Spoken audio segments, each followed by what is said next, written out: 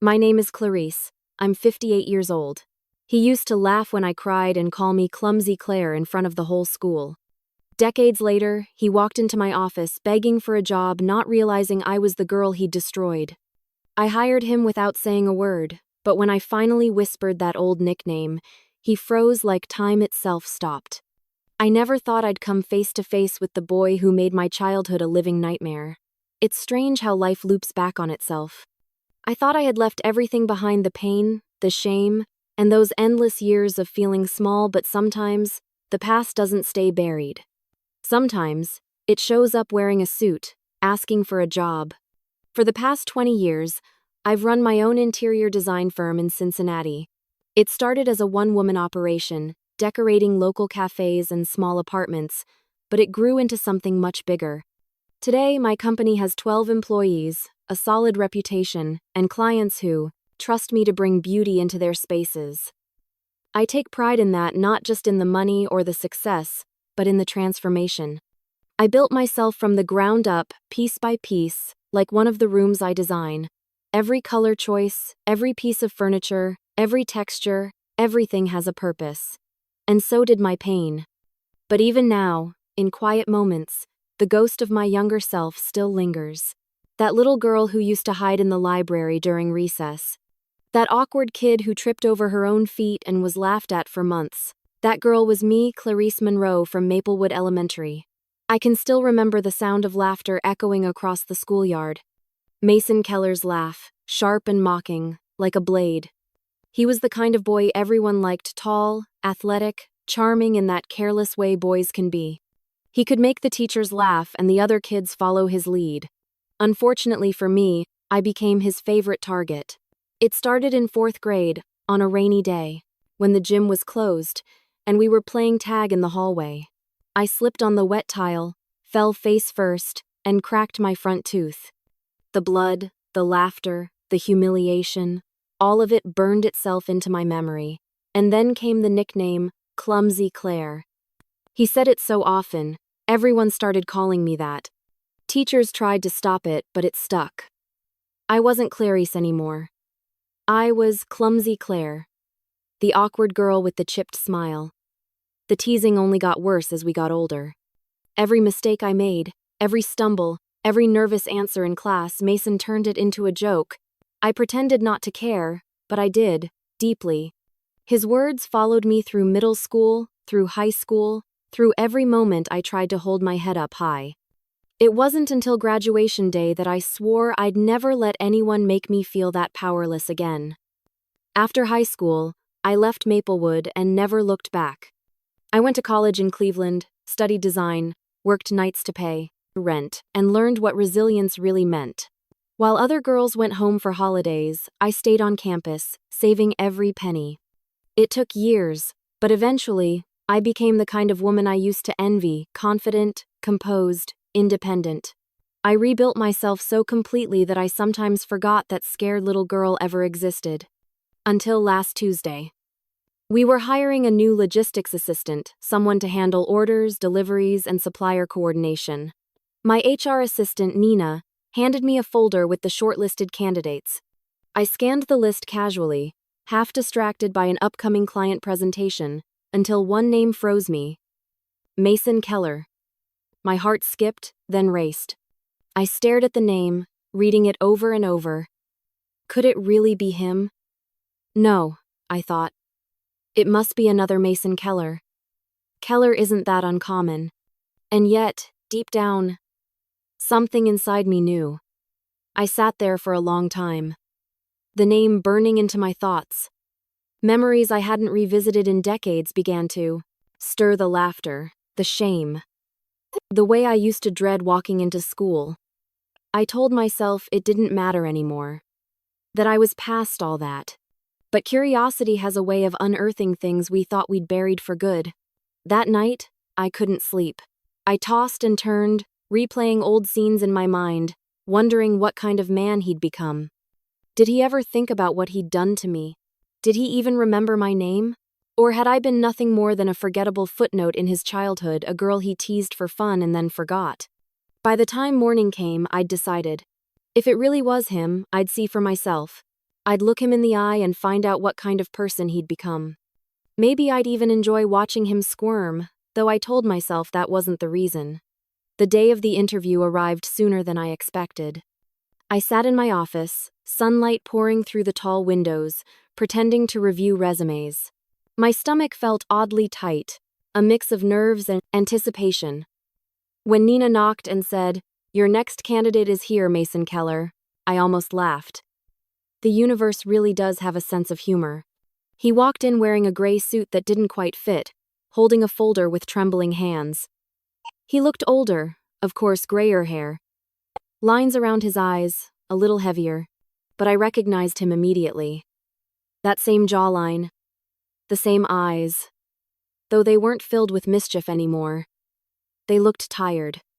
He smiled politely, extending his hand. "Good morning, Miss Monroe. Thank you for seeing me." For a moment, I couldn't speak. It felt like all the years between us had collapsed into a single second. My mind screamed, "It's him!" I forced myself to shake his hand, my voice steady. "Of course, please, have a seat." He sat down, adjusting his tie nervously, completely unaware of who I was. He began talking about his experience, his years in warehouse management, his skills with logistics systems, his eagerness to learn. His voice was lower now, softer, almost uncertain. Nothing like the boy who once shouted "Clumsy Claire" across the lunchroom. I studied him carefully. Every gesture, every tone. There was no flicker of recognition, no pause when he looked at me. To him, I was just another employer. When the interview ended, he stood up, thanked me, and left with a hopeful smile. The door clicked shut behind him, and I sat there in silence, my mind spinning. After all these years, the boy who made me hate myself didn't even remember me. He had no idea that the woman sitting across from him had once cried herself to sleep because of him. I leaned back in my chair and let out a slow, bitter laugh. Life has a twisted sense of timing. Mason Keller, my childhood bully, had just asked me for a job, and he didn't even recognize my face. This was going to be interesting. He didn't remember me, but I remembered every word he ever said. Every mocking laugh, every whisper that he followed me down the hallway, every time he turned my name into a joke. Yet there he was, sitting across from me in that interview room, humble and uncertain, a man far removed from the boy I once knew. I could almost feel the balance of power shifting in my favor. After the interview, I sat for a long time staring at his resume. Mason Keller. The same confident handwriting he probably once used to sign my yearbook, except now it trembled slightly where the ink thickened. The irony of it all made me smile. The thought of hiring him, putting him under my supervision, sent a quiet thrill through me. But it wasn't simple satisfaction that stirred inside me. There was curiosity, too. What had life done to him? The next morning, I called my HR assistant, Nina, into my office. She was young, bright, full of optimism, the kind of woman I once wished I could have been at that age. "How did Mason Keller do in his interview?" I asked casually. Nina smiled. "Honestly, he's a bit rusty, but he's got solid experience. Seems genuine. I liked him." I nodded, pretending to consider her words carefully, though I'd already made my decision. "Let's bring him on," I said. "He can start next week." When I hung up, I sat in silence for a long moment, letting the reality of it sink in. Mason Keller was going to work for me. The man who once made me feel so small would now answer to me. I wasn't sure if I felt satisfaction or discomfort, perhaps a strange blend of both. His first day came quickly. I remember watching him walk through the office doors, a little nervous but trying to seem confident. He wore that same ill-fitting gray suit, clutching a folder against his chest like a lifeline. I greeted him warmly, the picture of professionalism. "Welcome to Clarice Monroe Interiors, Mason," I said. "We're glad to have you on board." He smiled, his eyes lighting up with genuine gratitude. "Thank you, Miss Monroe. I really appreciate this opportunity." The way he said it caught me off guard. There was humility there, real humility. Not the performative kind people put on in interviews. He seemed grateful. And that unsettled me more than I expected. Throughout the week, I watched him carefully. He was quiet, polite, and a little awkward, as if unsure where he fit in. He stumbled over some of the new software we used, asked questions, stayed late to finish reports. The rest of the team liked him almost immediately. Mason was helpful, friendly, even funny in a subdued way. They didn't see the man who'd once made a lonely girl cry behind the school cafeteria. They only saw the new version. The one trying to rebuild himself. Still, every time he passed my office or thanked me for my guidance, something inside me tightened. Did he really not remember me? Was I so insignificant to him that I'd vanished entirely from his mind? The thought stung more than I wanted to admit. One afternoon, I called him in to review some order delays. He came in, notebook in hand, ready to take notes. "You're adjusting well," I told him. "I know this system isn't easy to learn." He smiled faintly. "Thank you. I just don't want to mess anything up. I really need this job." "May I ask why you left your previous one?" I said, leaning back in my chair. He hesitated before answering. "The company downsized last year. I was one of the first to go. It's been hard finding something new." His voice was steady, but there was an undercurrent of shame. I guess I took a lot for granted before. Something in that confession disarmed me. I'd expected arrogance, but what I saw was weariness. His eyes had lost that glint of mischief they carried exhaustion, maybe even regret. I found myself wondering what else life had taken from him. He continued, trying to make a good impression. "I actually read about your firm before applying," he said with a small smile. "You've built quite a name for yourself. It's inspiring, really." I kept my face neutral, but inside, a ripple of irony passed through me. Inspiring. That was a word I'd never have imagined hearing from him. I gave a polite nod and ended the meeting, but his words echoed in my mind long after he left. As days turned into weeks, Mason began settling in. He made the staff laugh with harmless jokes, brought coffee for the team on Fridays, and even stayed behind to help others finish their work. The same charisma that once made him popular in school resurfaced, but this time, it wasn't cruel. It was kind, restrained, and strangely genuine. I watched him closely, torn between two opposing emotions. Part of me wanted to forgive him, to believe he'd changed. The other part wanted to remind him of what he'd done, to see his face when he realized who I was. I'd built a whole life without him, without his words haunting me, and yet, now that he was here again, I felt those old insecurities creeping back in. I hated that. One evening after everyone had left, I sat alone in my office, staring at the dim glow of the city through the window. The hum of the air conditioner filled the silence as I thought about what I was doing. Was this revenge? Or was it something else? Closure, maybe. The truth was, I wasn't sure anymore. I locked up, drove home, and found myself wandering into the attic, a place I hadn't stepped into in years. The smell of old paper and dust hit me instantly. Boxes were stacked against the walls, labeled with years and cities I'd moved through. My hands trembled slightly as I opened one marked Maplewood High. Inside were fragments of a life I'd long since tried to forget. Class photos, old notebooks, ticket stubs, and then, near the bottom, a worn yearbook. I sat on the floor and flipped through the pages, scanning faces I hadn't seen in decades. Some made me smile, others made me shudder, and then I found him. Mason Keller, 10th grade photo. That same confident grin, those same eyes that once laughed at my pain. My heart thudded as I read the message scrawled in black ink beside his picture. "To clumsy Claire, try not to trip over your own success someday. Mason." The words blurred as I stared at them. My throat tightened, and a wave of old hurt washed through me. I had forgotten how deep those wounds went, how those words had shaped the way I saw myself for years. All the progress, all the peace I thought I had built, suddenly felt fragile. I closed the yearbook slowly, my hands shaking. For a long moment, I just sat there in the quiet, surrounded by the relics of my past. Then, something shifted inside me, not sadness, not fear, but something sharper. Determination. If Mason had truly changed, he'd prove it. But if not, I'd make sure he understood exactly who he was working for and what he'd done to me all those years ago. As I turned off the attic light, I whispered into the darkness, "You don't remember me yet, Mason. But you will." All it took was one word to bring the past roaring back.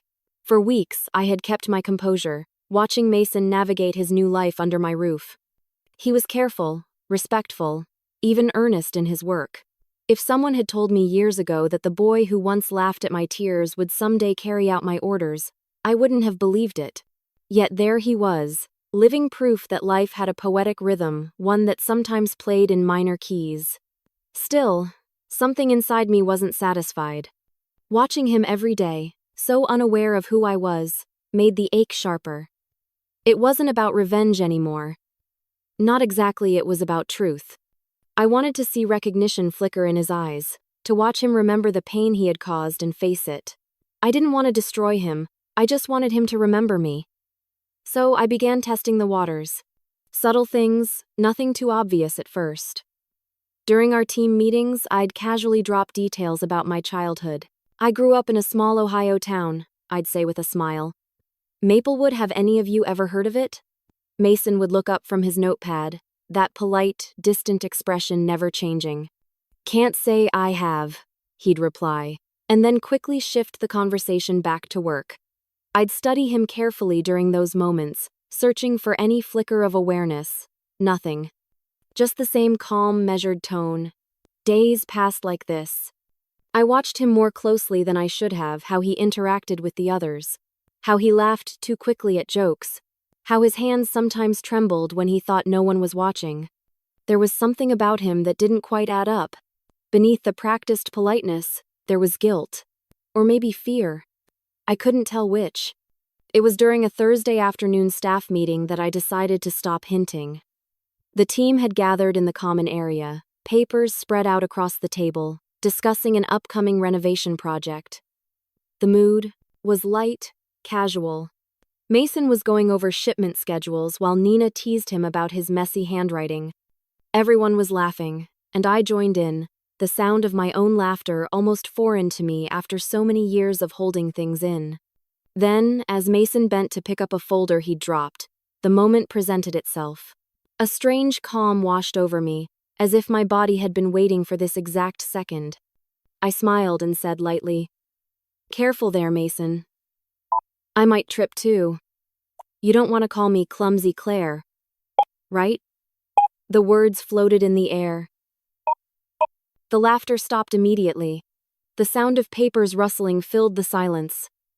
I turned my gaze to Mason. His entire body went rigid. His face drained of color, and the folder in his hand slipped slightly before he caught it. His eyes, those familiar blue eyes that had once sparkled with mockery, now stared at me in utter shock. For a long moment, he didn't speak.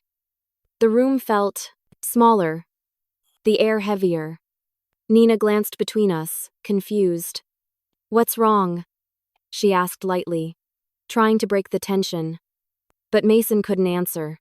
He just stood there, frozen, his lips parting as if to say something but no sound coming out. I gave a quiet laugh, pretending not to notice. "It's just an old nickname," I said easily, brushing it off as if it meant nothing. "From way back in school." Mason finally managed to nod, but his eyes never left mine. "Oh," he murmured, his voice barely audible. "Right. Yeah. Just a nickname." The team, unaware of the emotional earthquake that had just taken place, chuckled awkwardly and went back to work. But Mason didn't recover. He fumbled through the rest of the meeting, his hands trembling slightly as he wrote. When it ended, he packed up quickly and avoided looking in my direction. As the others left, I lingered in the empty meeting room, staring at the space where he'd stood. My pulse was steady, but my thoughts were a storm. I had finally seen it, the recognition, the shock, the guilt. It was all there, written across his face like an old scar reopened. And yet, instead of satisfaction, I felt something unexpected, unease. For the rest of the day, Mason avoided me completely. When I passed his desk, he busied himself with papers that didn't need organizing. During our afternoon check-in, he claimed he wasn't feeling well and asked to leave early. I told him he could go. He didn't meet my eyes as he thanked me. When the office finally emptied, I sat alone in my chair, staring out the window. The sun was sinking behind the skyline, casting long shadows across the floor. I should have felt triumphant he remembered me. He finally remembered me. But instead, I felt hollow. The satisfaction I'd expected never came. Instead, it felt like I had stirred something raw in both of us, something neither of us was ready to face. I went home that evening trying to shake the strange heaviness that had settled over me. I poured myself a glass of wine, turned on some quiet music, and tried to focus on anything but the look on his face. That frozen stare, the way his hands trembled. The silence that followed. It had been decades since I'd seen fear in his eyes, and part of me didn't know what to do with it. Around 10, as I was getting ready for bed, my phone buzzed on the nightstand. A new email notification. When I saw the sender's name, Mason Keller, I froze. My thumb hovered over the screen before I finally opened it. Subject: Can we talk privately? There was no message body, just that single line in the subject line, almost pleading in its simplicity. I sat on the edge of my bed, rereading it over and over. I could almost hear his voice as I imagined him typing it, hesitant, uneasy, maybe even afraid. Part of me wanted to delete it, to let him stew in his guilt. But another part of me wanted to see where this would lead. I set the phone down and stared at the ceiling, the memories of childhood swirling in my mind. The playground laughter, the tears, the way I used to wish for the courage to stand up to him. Now, all these years later, he was the one reaching out. The one asking to talk. Revenge had never tasted like I thought it would. It wasn't sweet, it was bittersweet, complex, heavy. And as I lay there in the dark, I realized something that unsettled me more than anything else. I wasn't sure if I wanted to punish him anymore. Maybe what I really wanted was to understand him. Still, I couldn't shake the faint smile that crossed my lips as I turned off the light. Whatever he wanted to say, whatever apology or explanation he had prepared, tomorrow I would hear it on my terms. Because now, the tables had truly turned. He said he'd changed, but some wounds don't fade just because time has. I agreed to meet Mason after hours, though part of me wasn't sure why. Maybe curiosity, maybe closure. Or maybe I just wanted to see the look on his face as he tried to explain himself. When I saw that email the night before, I spent hours replaying our last conversation, wondering if he would actually show up. By the time evening arrived, the office was quiet, the hum of the fluorescent lights the only sound left. Everyone else had gone home, leaving behind the faint scent of coffee and printer ink. I sat at my desk, pretending to finish paperwork, but really, I was waiting. At exactly 6:30, there was a hesitant knock on my door. "Come in," I said, keeping my voice even. Mason entered, holding his hands together, his expression a strange mix of shame and determination. He closed the door behind him and stood there for a moment, as if unsure whether to sit. "Have a seat," I said finally, gesturing to the chair across from my desk. He nodded and sat down, leaning forward with his elbows on his knees. For a few seconds, neither of us spoke. The silence stretched, heavy and awkward. Then he exhaled slowly. "Clarice," he began, his voice low. "I remembered you the second you said that nickname." I didn't react, didn't even blink. I just folded my hands in front of me and waited. He continued. "When I saw your name on the hiring paperwork, it sounded familiar, but I didn't make the connection. I didn't think it could be you. And then, when you said Clumsy Claire, it all came back. Every awful thing I said, every time I laughed at you. God, I felt sick." His voice trembled slightly, but I stayed silent. Let him speak. "I've wanted to say this since that day," he said, looking at the floor. "I'm sorry. I was cruel to you. I was a stupid kid who thought making other people feel small would make me feel important. I've carried that guilt for years." I studied him quietly, taking in the nervous twitch of his fingers, the way he avoided eye contact. He looked like a man unburdening himself after decades of silence. But I wasn't sure if his remorse was for me or for himself. After a pause, he added, "You probably don't believe me, but I never forgot you. I used to wonder what happened to you, where you went. You were always so smart, so determined. I knew you'd end up doing something great." Something bitter flickered in my chest. Praise from him now felt like an insult disguised as kindness. I crossed my arms and finally spoke. "You remember what you used to call me, don't you?" He swallowed hard. "Yes. I remember." "Say it," I said quietly. His voice cracked when he whispered, "Clumsy Claire." The words hung in the air like smoke, thick and suffocating.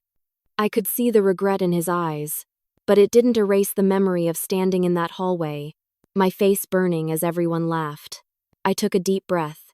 Do you have any idea what that did to me? How many nights I cried because of you? How long it took me to believe I wasn't the person you made me feel like I was? "I know," he said, his voice breaking. "And I hate myself for it." "Why?" I asked. "Why did you do it?" He rubbed a hand over his face, the exhaustion in his expression almost painful to look at. "Because I was a coward," he said finally. "Because my life at home was falling apart, and I didn't know how to handle it. My dad was an alcoholic, mean, violent. He'd take it out on me, and I'd go to school angry at the world. You were an easy target, kind, quiet, different. Hurting you made me feel like I had control over something." I let his words sink in. For a brief moment, I almost pitied him. Almost. "So, what?" I said softly. "I was your therapy?" He shook his head quickly. "No, it wasn't right. Nothing I did was right. I'm not trying to excuse it. I want you to understand that I wasn't laughing because I hated you. I was laughing because I hated myself." I leaned back in my chair, studying him. "That might explain it, Mason. But it may me and explain it, Mason. Doesn't erase it." "I know," he whispered. His hands trembled slightly as he clasped them together. "I can't erase it. I just needed you to know that I'm not that person anymore. I've spent most of my adult life trying not to be him." He finally looked up at me, and there was something raw in his expression, guilt, fear, sincerity. For the first time, I saw not the confident bully from my childhood, but a man weighed down by his own mistakes. And yet, the ache in my chest didn't fade. "Do you really think you can just say sorry and walk away clean?" I asked quietly. "No," he said. But I had to say it anyway. I let the silence fill the room again. His apology wasn't rehearsed, it felt real. But real didn't mean it was enough. There are scars that don't disappear just because someone finally notices they exist. After a long pause, I said, "Forgiveness isn't something you can earn in one night, Mason. It's not something you can demand, either." He nodded, accepting it. "I know, I don't expect it." For a moment, the conversation had reached its end, the air between us heavy with everything we'd said and everything we hadn't. He stood slowly, straightening his jacket, his hands shaking just a little.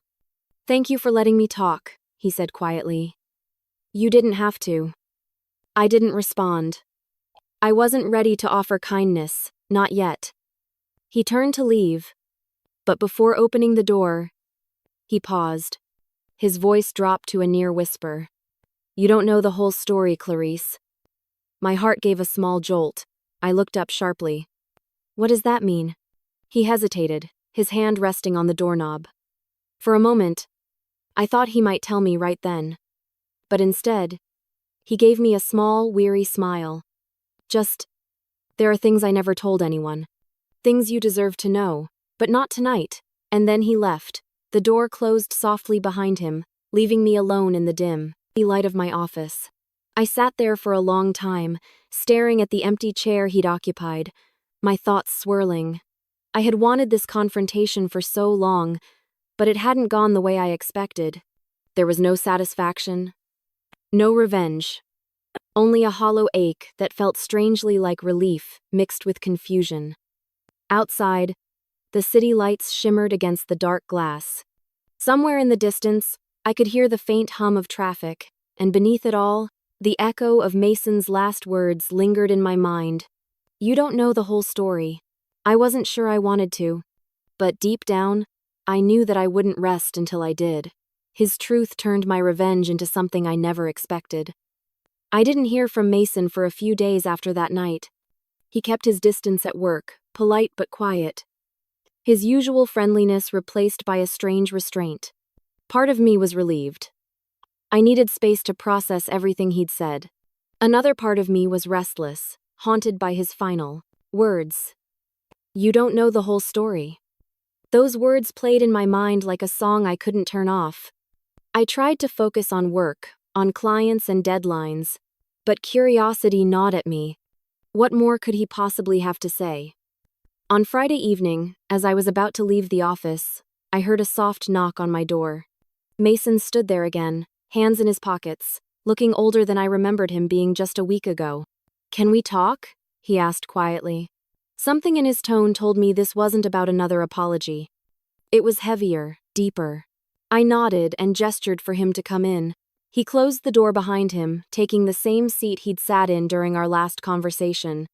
For a moment, he said nothing, just rubbed his palms together as if trying to find the right words. Then, with a long exhale, he began. You asked me last time why I did it, why I treated you the way I did. I told you part of the truth, but not all of it. I folded my hands, my stomach tightening. I'm listening. He looked up, his eyes glassy with something that wasn't just guilt anymore. The night I made fun of you in front of everyone after you tripped during that school assembly, you remember that day? How could I forget? It had been one of the worst days of my childhood. I had fallen on stage in front of the entire fifth-grade class. Mason had led the laughter. That was the day the nickname Clumsy Claire had spread like wildfire. Yes, I said evenly. I remember. He nodded slowly. That night, when I got home, my father was waiting for me. He'd been drinking again. He found out my teacher called about my behavior, about how I was treating people. He lost it, started yelling, throwing things. My mom tried to step in, and he hit her. Hard. I tried to stop him, but I couldn't. Someone called the police, and they arrested him right there in front of us. He swallowed, voice trembling. That was the night my father went to prison. I felt my chest tighten, unsure how to respond. Mason continued, his words slow and heavy. I blamed myself for years. I thought if I hadn't gotten in trouble for bullying you, the police wouldn't have come, and my father wouldn't have been taken away. It sounds ridiculous now, but I was just a scared kid trying to make sense of chaos. I convinced myself it was your fault too. You were the one who made me feel humiliated at school, and that humiliation, well, in my mind it led to everything falling apart at home. He let out a weak, humorless laugh. I know how twisted that sounds. I know it wasn't true. But at 12 years old, logic isn't something you have much of. I just needed somewhere to put the pain, and you were there. The room felt unbearably still. His confession hung between us, raw and unexpected. I didn't know whether to pity him or resent him more. For years, I had imagined 1,000 reasons behind his cruelty, arrogance, insecurity, boredom, but not this. Not a broken child lashing out because his world was collapsing. He went on, after my father went away, I changed schools. My mom tried to start over, but she was never the same. I think part of me always carried that night with me. And then, years later, when I came across an article about your design firm, it hit me like a punch. You'd become everything I wasn't: successful, respected, confident. I started following your work, quietly. You were featured in a magazine once, remember? The piece about women entrepreneurs. I read it 3 times. I stared at him, trying to process it. You followed my career? He nodded, eyes downcast. Yeah. I didn't have the courage to reach out, but I wanted to see how you turned out. Maybe because I needed to know that I hadn't destroyed you. I wanted to believe you'd made it, despite me. He looked up then, his expression filled with something painful and sincere. And you did. You made it. The silence that followed was thick, pressing on my chest. I didn't know what to say. The boy who once made me feel invisible had carried my name in his memory all these years, not as a trophy of cruelty, but as a wound that never fully healed. I don't know what you expect me to say, I said finally. Do you want me to feel sorry for you? No, he said quickly. I don't want sympathy. I just wanted to tell you the truth. You deserve to know the whole story. I looked at him for a long moment, searching his face. The man sitting across from me wasn't the monster I remembered. He was flawed, remorseful, haunted, but that didn't erase what he'd done. I appreciate your honesty, I said carefully, but understanding you doesn't make it hurt any less. He nodded, his eyes glassy. I know. I just hope, someday, maybe, you can forgive me. Not for me, for you. I wanted to scoff at the cliché, but his tone made it impossible. He truly meant it. That, somehow, made it harder. After he left, I sat there for a long while, staring at the faint reflection of myself in the window. For the first time, I didn't feel anger. I felt something closer to grief for the girl I was, and for the boy he had been. Two broken children, both shaped by pain neither of us fully understood. That night, I couldn't sleep. I lay awake, my mind drifting through fragments of the past, the laughter in the hallways, the whispered insults, the moments when I had tried so hard to smile through the humiliation. And beneath it all, I saw a new layer of truth. Mason had never been whole either. His cruelty had been his defense, his shield against a world that had already punished him. It didn't excuse him, but it changed something in me. For the first time, I wondered if healing didn't mean erasing the pain but understanding where it came from. The next morning, I arrived at the office early, but to my surprise, Mason was already there. He was in the supply room, unpacking boxes, his shirt sleeves rolled up, moving with a kind of quiet determination. When he saw me, he straightened and offered a tentative smile. "Morning, Miss Monroe," he said softly. "Morning," I replied. I didn't add anything else, but he seemed to understand. There was no hostility left between us, only a fragile kind of truce. The day passed smoothly until the afternoon, when chaos erupted. Nina rushed into my office, panic in her eyes. "Clarice, we have a problem," she said breathlessly. "The Whitman project, there's been a major mistake with the order forms, the shipment's all wrong, thousands of dollars worth of materials." My stomach dropped. "How did that happen?" She hesitated, glancing toward Mason's desk. It looks like the error came from him." For a moment, I couldn't move. The fragile peace between us shattered in an instant. Mason's voice echoed in my mind, "You don't know the whole story." Maybe I didn't. But right now, I knew one thing for certain. This wasn't over. It felt like fate was giving me a choice. Destroy him, or redeem him. The moment Nina burst into my office, I knew something was wrong. Her usually calm expression was replaced with panic, her words tumbling out before she even caught her breath. "Clarice, it's the Whitman account," she said, voice trembling. "The shipment went to the wrong site, half the materials were mislabeled. The client's furious. They're threatening to pull the contract." My stomach dropped. The Whitman project was one of our biggest accounts, worth more than $50,000 in materials alone. Losing it could cripple our quarter and ruin the company's reputation. I stood slowly, every part of me bracing for what I already suspected. "Who handled the order forms?" I asked quietly. Nina hesitated, her eyes flicking toward the door. "It came from Mason's login," she said finally. I didn't respond right away. I just stared past her, the words settling over me like cold rain. Mason. The man who'd made my childhood miserable, the man who'd come back into my life claiming redemption. He'd just made the kind of mistake that could destroy everything I'd built. "Get the team together," I said evenly. "We'll figure out what can be salvaged." For the next hour, the office buzzed with frantic energy.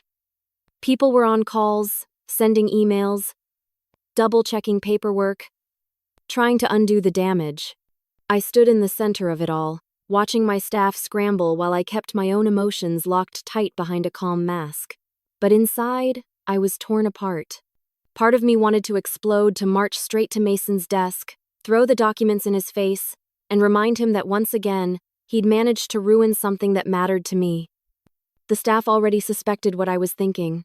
I saw it in their eyes. They wanted me to fire him. It was the obvious move, the decisive move. But another part of me, the quieter, more reflective side, kept whispering that there was something deeper happening here.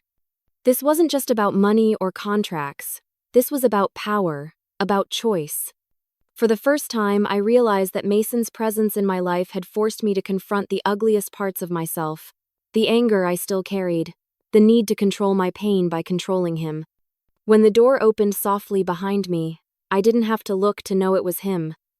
I could feel the weight of his presence. Mason stepped into my office, shoulders slumped, face pale.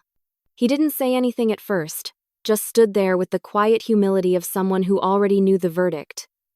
"I'm sorry," he said finally, his voice barely above a whisper. "It was my mistake. I double-entered the order under the wrong client file. I'll pay for the loss if I have to." His voice cracked on the last word. He looked like a man carrying years of regret, not just for this, but for everything.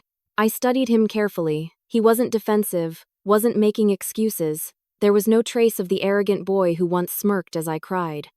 There was only a middle-aged man with tired eyes, waiting for judgment.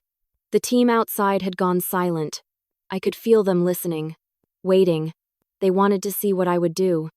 Would I be ruthless, like any other boss in my position would be? Would I seize this perfect moment for poetic justice? I walked around the desk slowly, standing across from him. "Do you know what this mistake cost us?"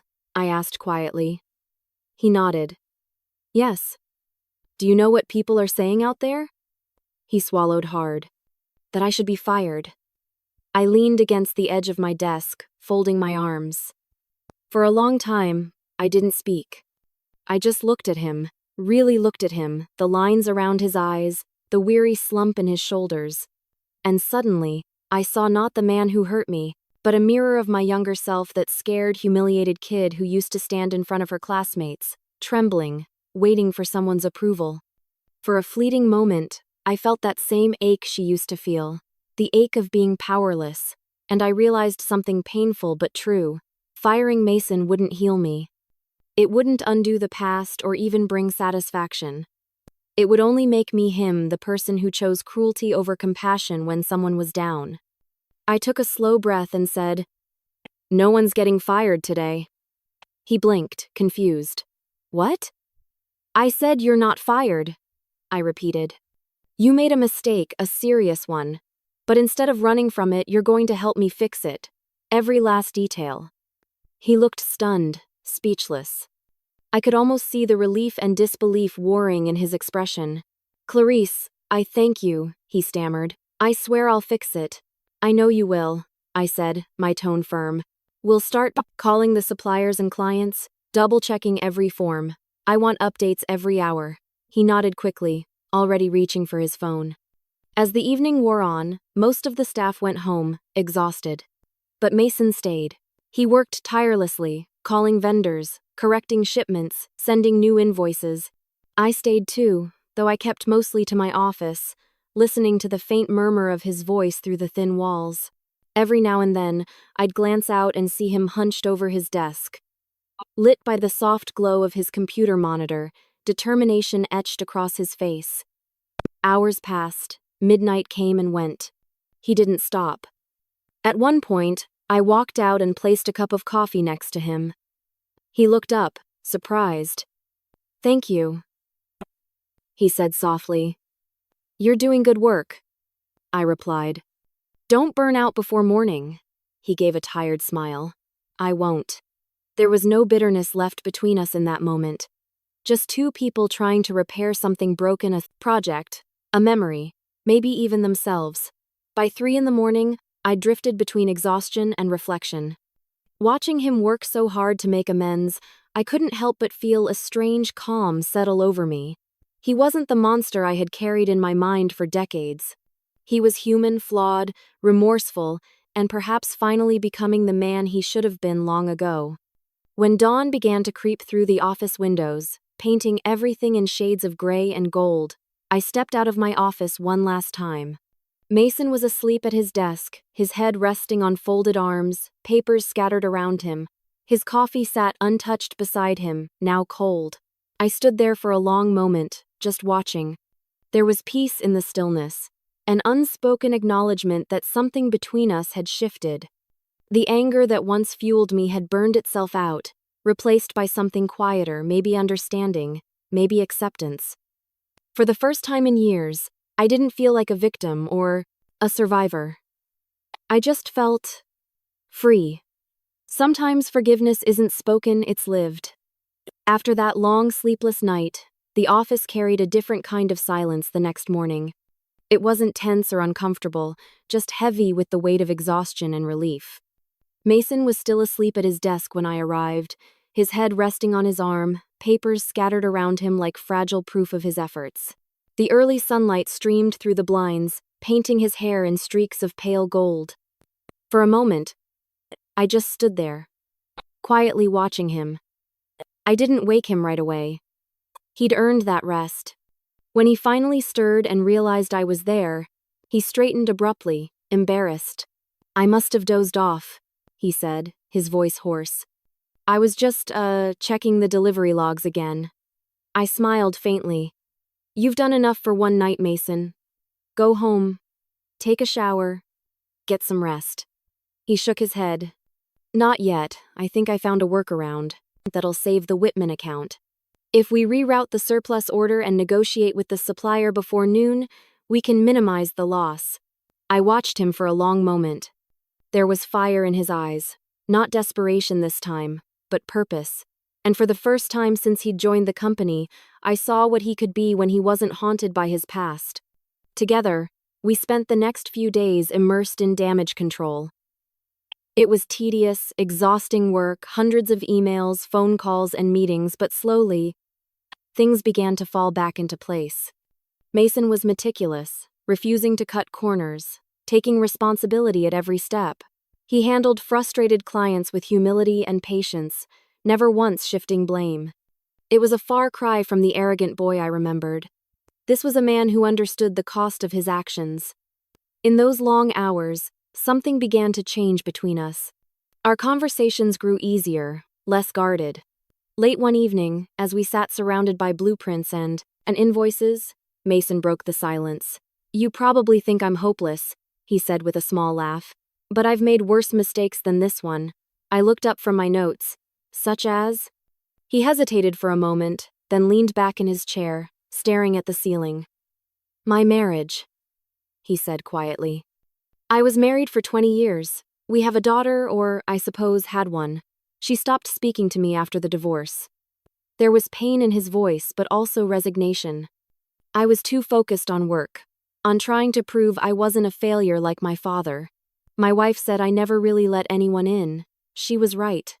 I thought if I just provided enough, it would make up for everything. But you can't buy love, and you can't fake presence." I listened in silence, my pen still in hand but forgotten. He continued, his tone softer now. "My daughter's name is Anna. She's 28. She lives out west now. I send her birthday cards, emails. Respond. I can't blame her. I wasn't the father she needed." There was something deeply human about that confession, a vulnerability I hadn't expected. It made me think of my own life, of the sacrifices I'd made chasing independence. I told him then about my journey, how I'd left Maplewood with nothing but a suitcase and a scholarship, how I'd built my business from scratch. "It wasn't easy," I said. "There were nights I couldn't afford dinner, days I thought about giving up. But every time I felt small or scared, I thought about all the people who doubted me, especially one boy who once made me believe I'd never be enough. And I told myself I'd prove him wrong." He looked at me then, his expression full of regret. "I was that boy," he said quietly. "And you did prove me wrong." I didn't respond right away. Instead, I gave a small nod and returned to the paperwork. But something in his words lingered, not just the apology, but the truth behind it. He finally saw me, not as a victim of his cruelty, but as a person who had built herself from the rubble of it. Over the next few weeks, our professional relationship transformed into something deeper: mutual respect. The tension that once shadowed every conversation faded. We began to laugh, occasionally even sharing stories about the absurdities of adulthood. It felt strange, even a little healing. And then, almost miraculously, the project came together. Through Mason's persistence and the team's dedication, the Whitman account not only recovered but thrived. The client was so impressed by our rapid turnaround and professionalism that they extended their contract for another year and added a bonus for exceptional service under pressure. The day we got the news, the office erupted in celebration. Champagne appeared from somewhere, music played softly, and for the first time in months, I saw my team truly relax. Mason stood off to the side at first, quiet and watchful. But when I raised a toast, I motioned for him to step forward. "This success," I said, looking around the room, "belongs to all of us. But there's someone here who deserves special credit for not giving up, even when things went wrong." The room turned to Mason, who looked like he wanted to disappear. "Mason," I continued, "thank you for your hard work, your honesty, and your perseverance. You turned a disaster into a victory." The team applauded, and for a moment, he just stood there, overwhelmed. Then he lifted his glass slightly and spoke. "I don't deserve this praise," he said humbly. "But I do want to thank Clarice. She believed in me when she had every reason not to. Most people in her position would have let me go, and she didn't. That's something I'll never forget." The applause grew louder, and I felt my throat tighten unexpectedly. His words weren't dramatic, but they carried weight. They reached somewhere deep inside me, where forgiveness had quietly been taking root. When the celebration ended and the office began to empty, Mason lingered behind. I was gathering my things when he approached my desk, holding something in his hand, a small, folded piece of paper, worn at the edges, yellowed with age. "What's this?" I asked. He smiled faintly, the kind of smile that comes with both sadness and relief. "Something I should have given you a long time ago," he said. "I wrote it the summer after high school, but I never had the courage to send it." I took the paper gently, sensing its fragility. He hesitated before adding, "Maybe you'll read it when you're ready. I just wanted you to have it." I looked down at the note, then back up at him. "What made you keep it all these years?" He shrugged slightly. "I think I always knew I'd have to face you one day. And when I did, I wanted to do it honestly." With that, he gave a small nod and left the room. I sat there, alone, the note trembling in my hand. It felt like holding a piece of time itself, a bridge between who we had been and who we'd become. For the first time in a long while, I didn't feel anger or sorrow. I felt something far more powerful: peace. The letter was written in a boy's hand, but it broke a grown woman's heart. I sat at my kitchen table long after the sun had gone down, the folded piece of paper Mason had given me resting in front of me like something sacred and dangerous all at once. The soft hum of the refrigerator filled the silence, and the only light came from the small lamp beside me. My fingers brushed its edges, feeling the years pressed into the creases. It was fragile not just in the paper itself, but in the weight of what it represented. This wasn't just a letter. It was a piece of my past, sealed away in his guilt and my silence. Finally, I took a deep breath and unfolded it. The paper crackled slightly, as if protesting being disturbed after so long. The handwriting was messy, uneven, the kind of scrawl only a teenage boy could produce. I could almost see him at a desk, somewhere between adolescence and regret, trying to find the words that would make up for what he'd done. "Dear Clarice," it began. I had to stop for a second. Seeing my name written by him, even in a letter decades old, felt like touching a scar I hadn't realized still hurt. I continued reading, my eyes tracing each shaky line. "I don't know if you'll ever read this, or if I'll ever have the guts to give it to you. But I need to write it. I've been a jerk, no, worse than that. I've been cruel. And I don't even know why anymore. Maybe because I hate my life, and you look like someone who has it figured out. You always smile, even when people make fun of you. It makes me angry because I don't understand it. But that's not your fault. It's mine. The words blurred for a moment as tears welled in my eyes. I wiped them quickly and kept reading. I heard my parents fighting again last night. My mom says she wants to leave. My dad broke another bottle. I thought about you for some reason, about how you always walk with your books pressed against your chest, like you're protecting something. I realized that maybe I've been trying to break that part of you because I don't have anything like it. You're stronger than I am, Clarice. You always have been. My throat tightened. The letter continued, the ink darker in some places, as though his hand had pressed too hard. I'm sorry for calling you names. I'm sorry for making everyone laugh at you. I'm sorry for making you feel small. I think I do it because it makes me feel less worthless. I hate that. I hate who I am. I don't expect you to forgive me. I just want you to know that I know I've been awful. And maybe someday, if I grow up and become a better person, I'll say this to your face. At the bottom, his signature was rushed. Mason Keller, 1984. And beneath it, almost like an afterthought, a final line. If I don't see you again, I hope you find happiness. You deserve it. I sat there for a long time, staring at that last sentence. My chest felt tight, but not from anger. The tears came then, not in violent sobs but in quiet streams that rolled down my cheeks and landed on the paper. I hadn't cried in years, not like this. These weren't the tears of the bullied girl who'd once hidden in the bathroom stalls at school. They were the tears of a woman who'd finally been seen, even if the acknowledgement came decades late. I folded the letter gently and placed it on the table. My heart ached, but it wasn't a painful ache. It was something softer, like a wound closing after years of bleeding. The forgiveness I thought I could never give him had already happened quietly, in small ways I hadn't noticed in every decision I made to build instead of destroy, to rise instead of remain bitter. I realized then that forgiveness isn't a single act. It's a slow release, the letting go of what you once carried like armor. I spent the rest of the night thinking about who Mason had been and who he'd become. The cruel boy, the broken teenager, the remorseful man, all versions of him coexisting in that letter. I thought about how strange it was that the past, which had haunted me for so long, now felt like something distant, almost tender. The next morning, I found Mason already at his desk when I arrived at work. He looked up, hesitant, as if unsure of where we stood. I walked over, holding the letter carefully in my hand. I read it, I said softly. His expression shifted from nervousness to something like vulnerability. And it meant a lot, I said simply.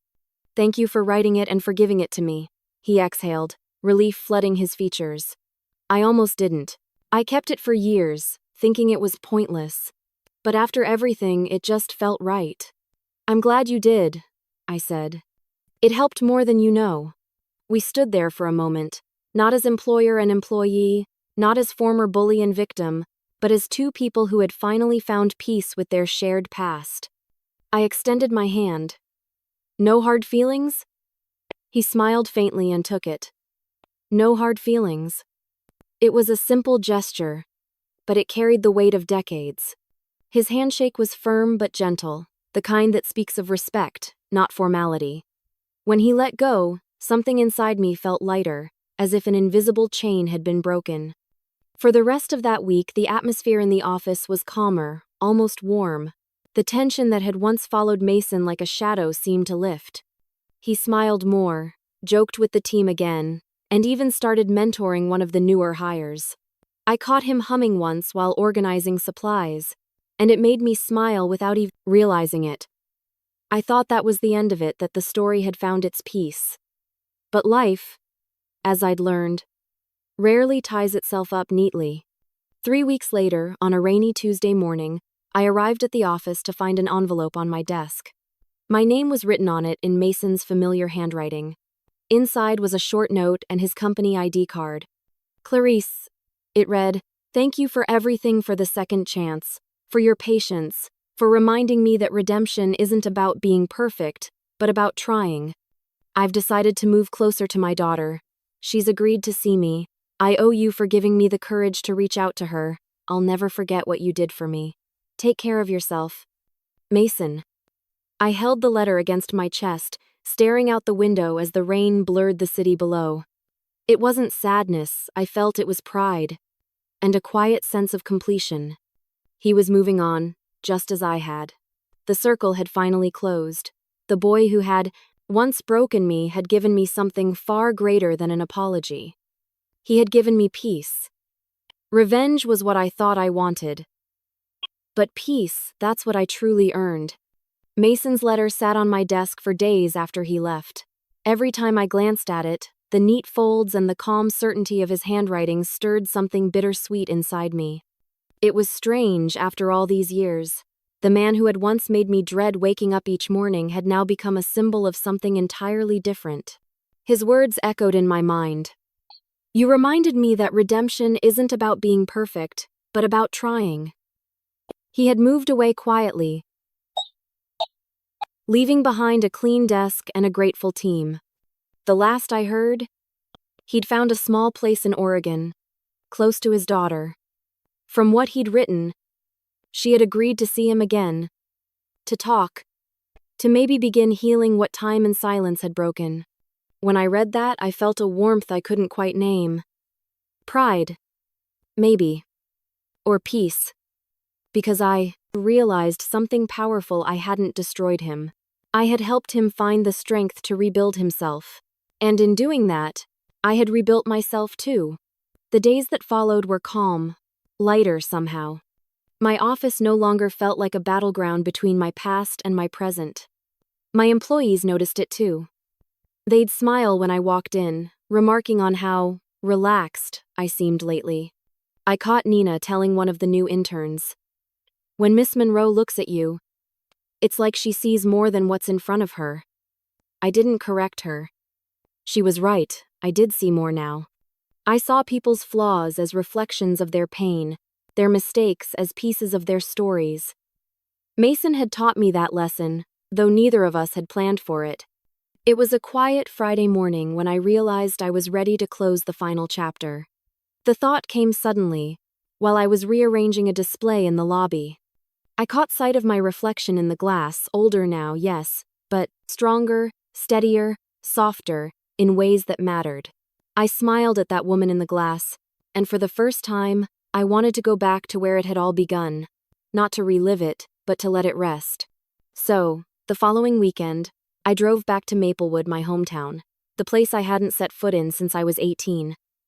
The roads were narrower than I remembered, the trees taller, the houses smaller. Yet everything felt strangely familiar, like a memory half forgotten but never truly gone. I parked near the old elementary school, the same one where I'd tripped and broken my tooth all those years ago.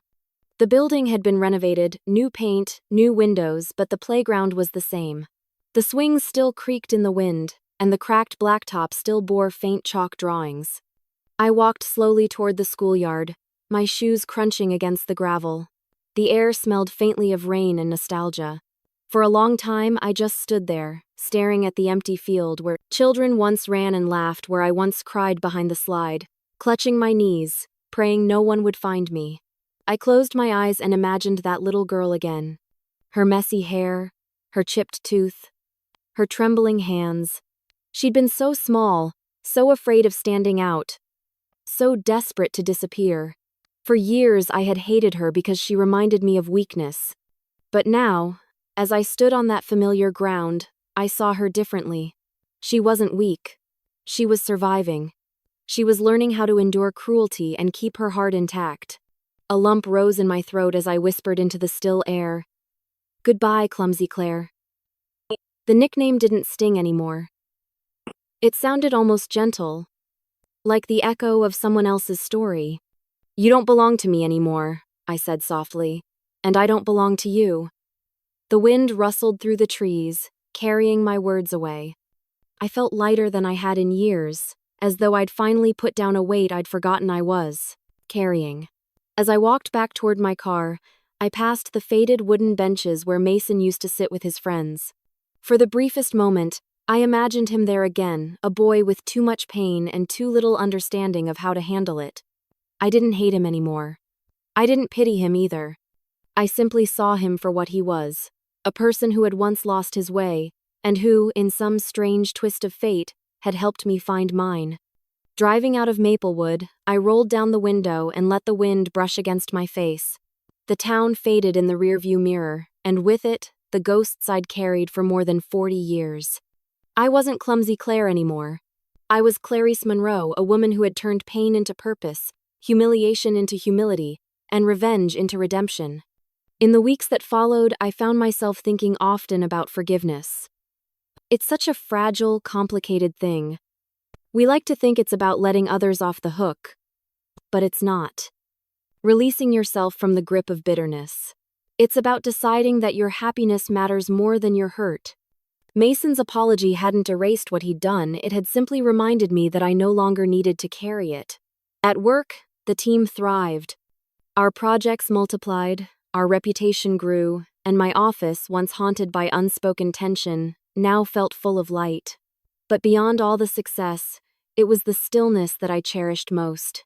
That quiet sense of inner peace that came when I realized that the story wasn't about revenge at all. It had always been about reclaiming my dignity, about standing tall in the face of everything that once made me feel small. One afternoon, while organizing my files, I found Mason's old letter again, the one written in his teenage scrawl. I unfolded it and read it one more time. The paper had grown softer with handling, the ink faint in places. Yet every word still carried meaning. I smiled, folded it back up, and placed it in a box with other keepsakes, not as a reminder of pain, but as a symbol of how far I'd come. As I sealed the box and tucked it away, I realized something profound. The story I'd lived wasn't about justice or punishment. It was about growth. Mason's absence wasn't a loss. It was a continuation. His redemption. My closure. We had both found our ways out of that same broken past, walking in different directions but toward the same kind of peace. That night, I poured myself a glass of wine and sat by the window, watching the city lights flicker. I thought about my younger self again, the little girl, the teenager, the woman who built an empire just to prove her worth. I wished I could tell her that worth doesn't come from revenge or success or validation. It comes from forgiving, from freeing yourself. I raised the glass slightly, as if toasting the invisible ghosts of my past, and whispered to the quiet room, I thought making him pay would set me free, but forgiving him made me unstoppable. In the end, I learned that true revenge isn't about making someone suffer, it's about proving that you survived without breaking. Mason may have carried his guilt, but I carried my peace. Life has a way of balancing its own scales. You don't always need to tip them yourself. I forgave him not because he deserved it, but because I finally deserved to be free. If this story touched your heart, don't forget to share it with someone who believes in second chances. And if you felt what I felt, maybe hit that like button. It tells me I'm not alone in this journey. Tell me honestly, if the person who once broke you came back into your life asking for forgiveness, would you take revenge? Or would you let them go free?